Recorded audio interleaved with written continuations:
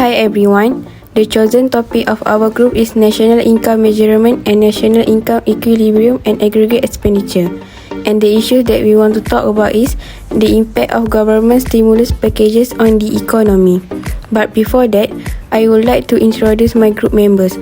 First of all, Nur Ain Syuhada binti Abdul Razak 294702. Nur Fazlin binti Nazri 291393.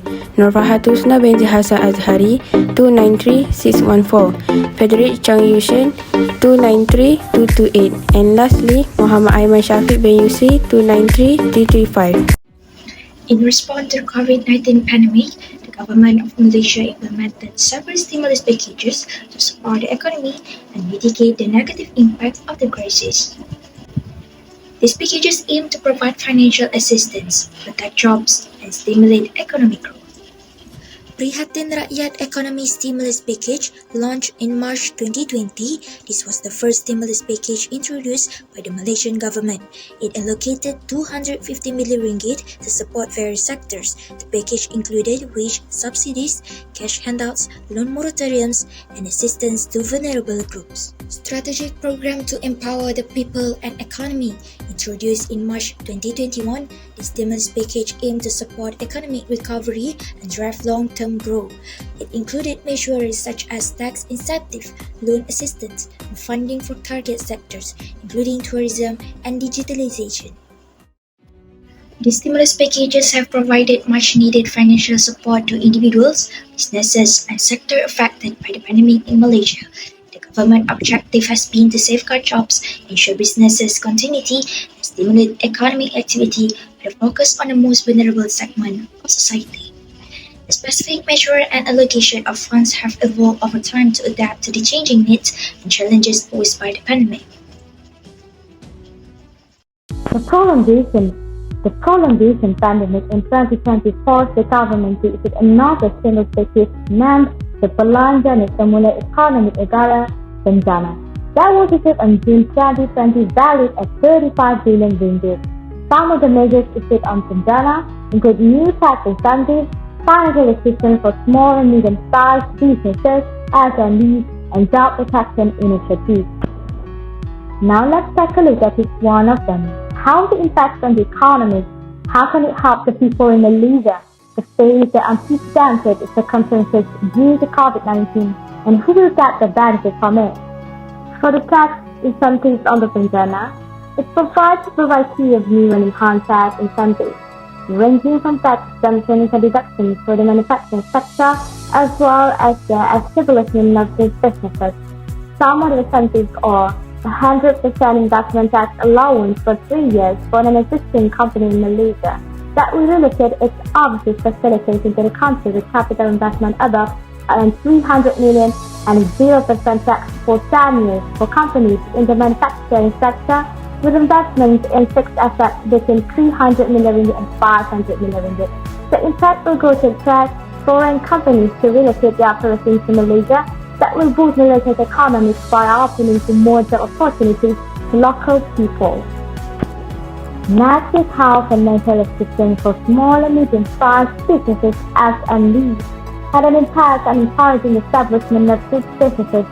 The government has been provided an income tax rebate of up to 20,000 ringgit per year for the first 2 years for SMEs, incorporated between July 1st, 2020 and December 31st, 2020, and the assumption of stamp duty on any instruments executed for mergers and acquisitions between July 1st, 2020 and June 30, 2021. Also, the wage subsidy program that was issued in the previous stimulus package was extended for a further 3 months until September 2020. Under this program, employees with workers earning less than 4,000 ringgit per month will be eligible to receive 600 ringgit per employee, up to a maximum of 200 employees. However, it has been enhanced to allow employees receiving wage subsidies to implement reduced work week and to allow employees to receive wage subsidies for employees on unpaid leave. Lastly, job protection initiative on the Tanzania, giving an obvious effect on encouraging companies to hire local workers. The stimulus package provides incentives to encourage local companies to hire the unemployed in the way that the businesses hiring an employee below the age of 40 will receive 800 ringgit up to 6 months and 1,000 ringgit for hiring an employee above the age of 40, or a person with disability and coverage, and school leavers can receive 600 ringgit per month for up to 6 months. 20. Malaysia faced an unprecedented economic crisis due to the COVID-19 pandemic. To combat the challenges and inject vitality into the economy, the Malaysia government implemented the Prihatin stimulus packages. The Prihatin stimulus package can be seen as an injection approach to stimulate the Malaysian economy. An injection approach refers to the infusion of government funds into the economy to increase aggregate demand and boost economic activity. The package included various measures to inject money into the hands of individuals, households, and business, thereby increasing their purchasing power and stimulating consumption and investment. Now, let's explore how these packages adopted the injection approach to rejuvenate Malaysia's economic landscape. In March 2020, Prime Minister Tan Sri Muhyiddin Yassin addressed the nation announcing the Prihatin Rakyat Economic Stimulus Package. The amount includes a fiscal injection of 22 billion ringgit Malaysia and the government guarantees totaling 55 billion ringgit Malaysia and other initiatives of more than 153 billion ringgit Malaysia. The amount, which includes the 20 billion ringgit Malaysia package announced previously of almost 128 billion, will be channeled towards safeguarding the people's welfare.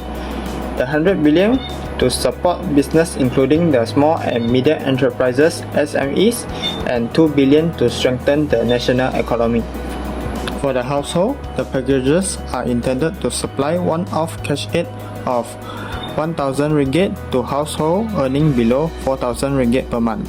Moreover, an additional 500 ringgit would be given for the Bantuan Sara Hidup BSH recipients. Next, in the stimulus packages, a wage subsidy program is introduced to provide financial support for the company employees. This program is targeted to subsidize employers 600 ringgit per month for each employee earning less than 4,000 ringgit for each employee for a period of 3 months. The Prihatin stimulus packages also included targeted support for the small and medium-sized enterprises. These packages injected funds through grants, soft loans, and support programs, empowering SMEs to sustain operations, retain jobs, and contribute to economic growth.